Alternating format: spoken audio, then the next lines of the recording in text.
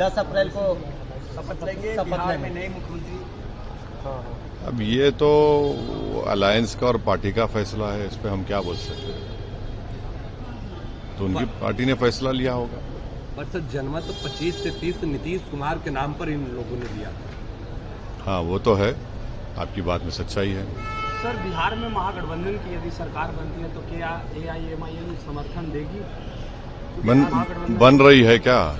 नहीं, आरजेडी के नेता कह रहे हैं कि खरमास के बाद अभी खेला होना बाकी है और तेजस्वी जी जब खेला करेंगे तो सारे लोग देखते रह जाएंगे। अब राज्यसभा में तो खेल हो गया, चुनाव में अगर होता है तो जब देखेंगे, अभी तो कैसे बोलेंगे। अलग अलग राज्यों में चुनाव हो रहे हैं, क्या लग रहा है आसाम में चुनाव क्या है, स्थिति आप है? उसी से चुनाव लड़ रहे हैं, वहाँ आपको लगातार कांग्रेस लेफ्ट के द्वारा TMC के द्वारा फिर वही कहा जा रहा है जो बिहार में कहा गया कि आप बीजेपी की बी टीम। कोई बात नहीं, बोलने दीजिए। बिहार में भी जो वो लोग बोले थे उनकी बात का कोई जनता पे असर नहीं हुआ, इंशाल्लाह यहाँ पर भी नहीं होगा। सर ममता बनर्जी ने अपना मैनिफेस्टो उर्दू में जारी किया है सर। देखिए, उनका एक दोहरा चेहरा है। पिछले साल 5 लाख बैकवर्ड कास्ट के सर्टिफिकेट ने हाईकोर्ट ने कैंसिल कर दिया। उसमें करीब 3 लाख मुसलमान बैकवर्ड कास्ट के सर्टिफिकेट थे, उस पर बात ही नहीं हो रही है। 3 लाख अगर मुसलमानों के बैकवर्ड कास्ट के सर्टिफिकेट कैंसिल हो गए तो बात ही नहीं होती है उस पर।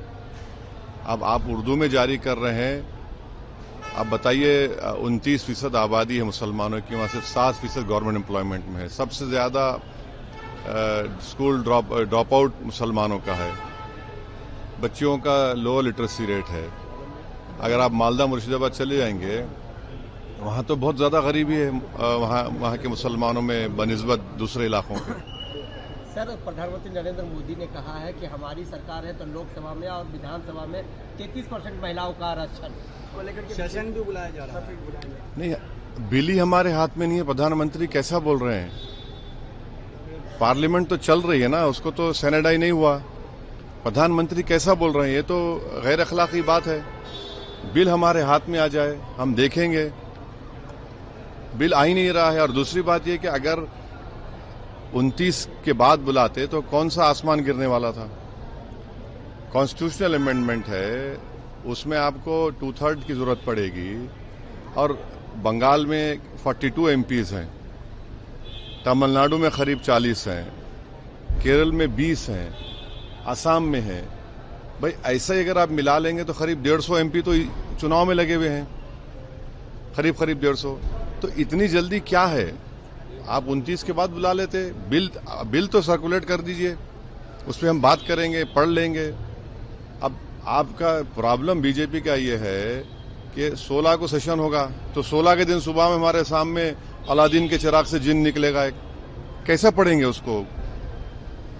ये तो बहुत सी चीजें हैं ना उसमें। तो ओबीसी का भी महिला का आएगा, सब बातें हैं। तो अभी तो बोलना मुश्किल है। चलिए, थैंक यू। राजनीति हो या क्रिकेट, देश विदेश की ब्रेकिंग हो या आपके मोहल्ले की बड़ी खबर, सब मिलेगा एक ही ऐप में, सबसे तेज और भरोसेमंद। अभी डाउनलोड करें दैनिक भास्कर डिजिटल।